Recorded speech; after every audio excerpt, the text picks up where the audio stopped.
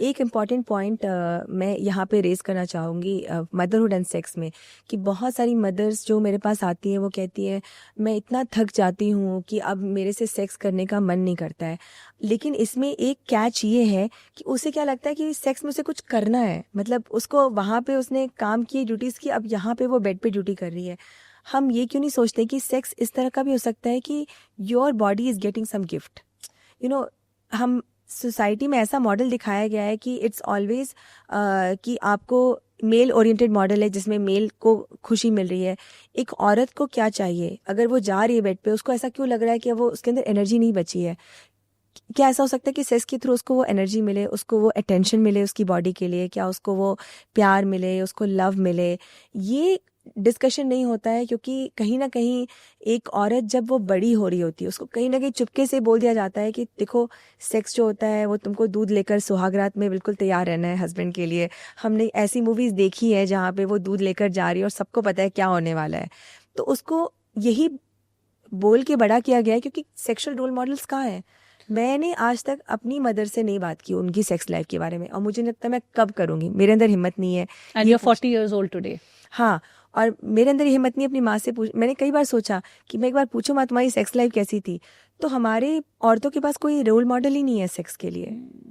And जब role models नहीं होते, एक कॉन्वर्सेशन जो हम पहले कर रहे थे, जो मैं आपसे सवाल ऑफ कैमरा पूछ रही थी कि what is our reference point for sex.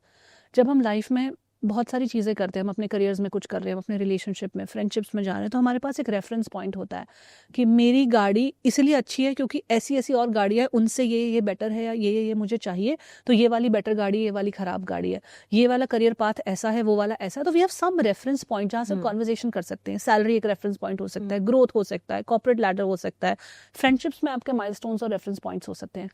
But when you talk about sex, what is the reference point for us? अगर हमारे पास कोई रेफरेंस पॉइंट ही नहीं है, जैसे आप बोल रहे हो कि these are the conversations that people don't do, and which is true specially in India और इंडियन कॉन्टेक्स्ट में, जैसा आप बोल रहे हो कि एक तो कॉन्वर्जेशन नहीं होती है, वो तो उसकी वजह से हम जितना पीछे जा रहे हैं वो तो है। उसके अलावा जो एक ये रिचुअलिस्टिक अप्रोच है सेक्स को लेकर, which is mostly mail oriented, कि लड़की को ऐसे करना है, दूध परोसना है, और XYZ rules that are defined for women, उसकी वजह से हम और थोड़ा पीछे जा रहे हैं। That's why this episode I want to make specific to women. You know, women and sex, women and pleasure, women and their needs, women and their desire. And I will evolve this conversation further about it. But right now, what I want to ask you is that, A, what is good sex? Define it for me. Precipitate करो आप, ताकि जो लोग इस conversation को सुन रहे हैं उनको भी समझ में आए, so that you give us a reference point. And second, when we don't have our reference point for it, then what is our mind thinking? What are we aiming for when we're doing it? Are we aiming for wrong things? Or unattainable goals or something like that? Yeah, it's a deep question first of all, शोभा, जो आपने पूछा। Thank you for asking. मेरे हिसाब से जो मैंने पढ़ा है, मतलब what I have studied and what I have experienced, मैं दोनों के बेसिस पे कहूँगी कि reference point is safety. Good sex should be safe sex. आपको इमोशनली सेफ फील होना चाहिए कि मैं एक ऐसे इंसान के साथ अपनी body, specially for women emotional intimacy matters, कि क्या मैं लव फील करती हूँ, क्या मैं अप्रिशिएटेड फील करती हूँ। ये चीज़ पता है मुझे अपनी शादी में समझ में आया, जब मेरा हस्बैंड मुझे अप्रिशिएट नहीं करता था और मैंने इसको बोला कि तुम अप्रिशिएट करो। Now he is raised bye a army father, जहाँ पे discipline was first, so he is a great disciplinarian. But उसे किसी ने नहीं बताया कि एप्रिसिएशन करने का मतलब नहीं कि आप बिगड़ जाओगे।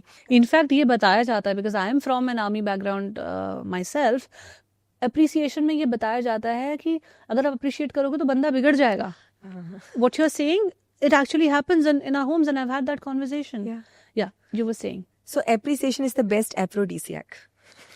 True, for a woman at least.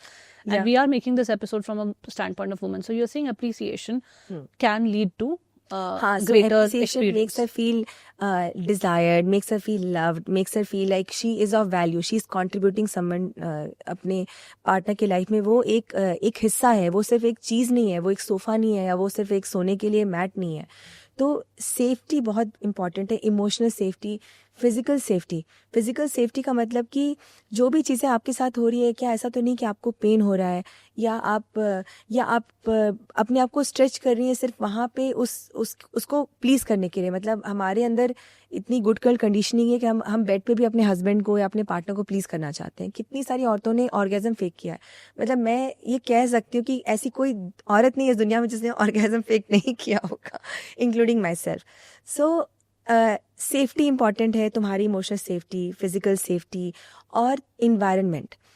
मेरे पास एक औरत थी, फीमेल क्लाइंट थी, उसने कहा कि हमारा जो बेडरूम है, हमारे इन लॉज का जो बेडरूम है, दीवार जो है बहुत पतली है, मैं आवाज़ भी नहीं निकाल सकती हूँ क्योंकि वो लोग सुन लेंगे। तो she is not feeling safe in that environment and she was not able to have sex. तो बात ये थी कि वो सेफ़ नहीं फ़ील कर रही क्योंकि वो एक्सप्रेस ही नहीं कर पा रही है। तो मैंने कहा कि साउंड प्रूफ वो जो आते हैं अमेज़न से ऑर्डर करो और साउंड प्रूफ वो लगाओ अपने कमरे में। Do things.